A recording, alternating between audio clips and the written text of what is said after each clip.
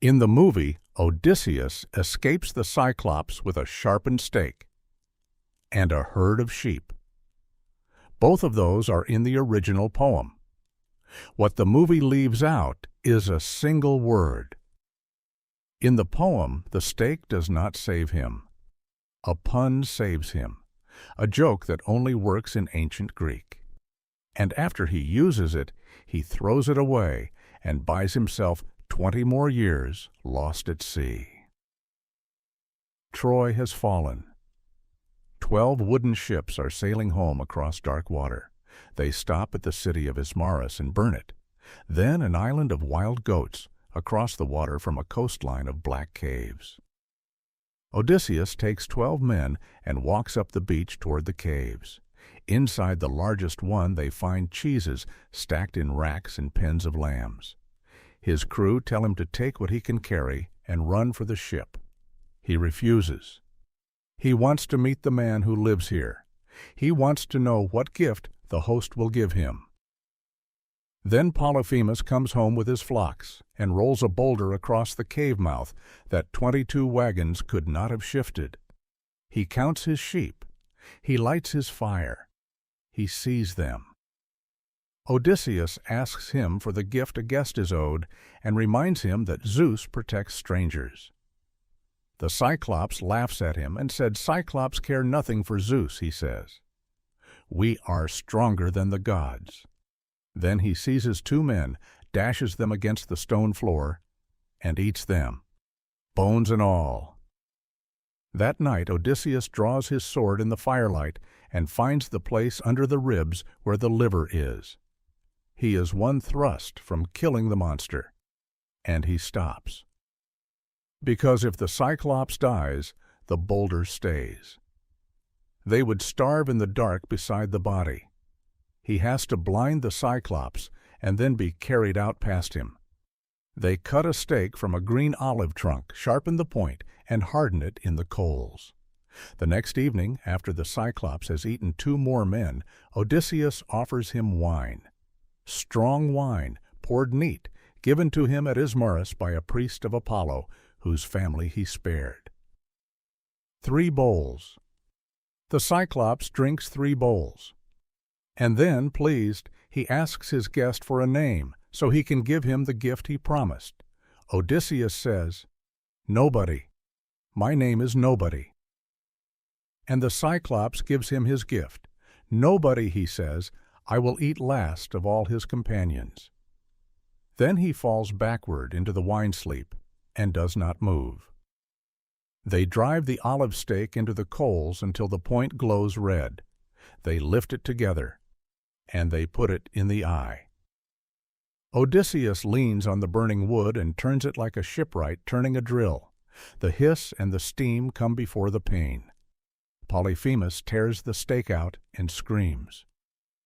The other Cyclopes come down the mountain in the dark and stand outside the sealed cave. Polyphemus, they call. Is any man driving off your flocks? Is any man killing you by force or by cunning?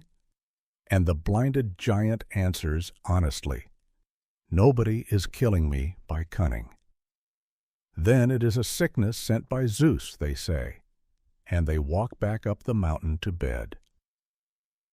The movie keeps the burning stake and cuts the name. It has to. The joke only exists in Greek, and a line that lands as a pun in one language lands as a plot hole in another. But the name is the whole scene. The Greek word Odysseus gives the giant is autis. It means nobody.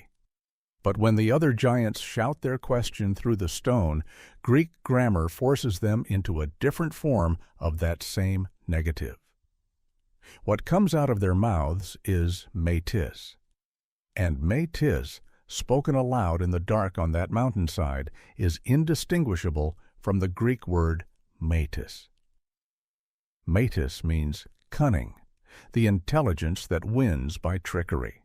And the title Odysseus carries through both epics is Polymitis, the man of many cunnings. So when the blinded giant howls that no one is killing him, a Greek audience heard something else underneath it. Cunning is killing me. He is telling the truth, and it saves Odysseus, because the word for the thing destroying him is also the word for nothing at all.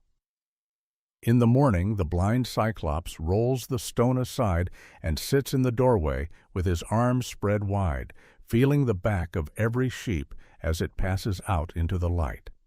He is not looking. He is running his hands over every back that goes by. So nothing goes over the backs. Odysseus ties each man beneath the belly of a ram. He takes the largest ram himself, the leader of the flock, and hangs underneath it on his back, with his hands buried deep in the wool. The giant's hands pass across the spine of the animal, an inch above his face, and find nothing.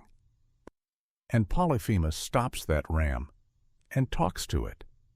He asks whether the animal is grieving for its master's eye. "If only you could speak," he says, "and tell me where he is hiding." Then he lets it go. They are rowing, they are clear, they are alive, and nothing that happens next needed to happen. In the movie, an arrow flies from the ship and strikes the ruined eye. One more shot, and it is finished. The poem ends it with a man shouting. Odysseus stands up in the stern of the ship and shouts back at the island. His men beg him to stop. He refuses in the anger of his heart.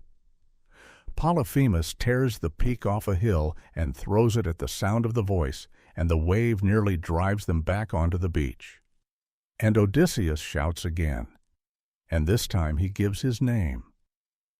Tell him it was Odysseus, son of Laertes, sacker of cities, whose home is in Ithaca.